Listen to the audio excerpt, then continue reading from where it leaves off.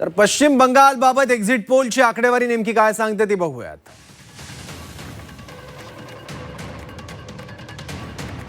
Zinnia याच्या सर्वेनुसार भाजपला पश्चिम बंगालमध्ये 152 जागा मिळू शकतात, तृणमूलला 139 आणि काँग्रेसला 0 जागा.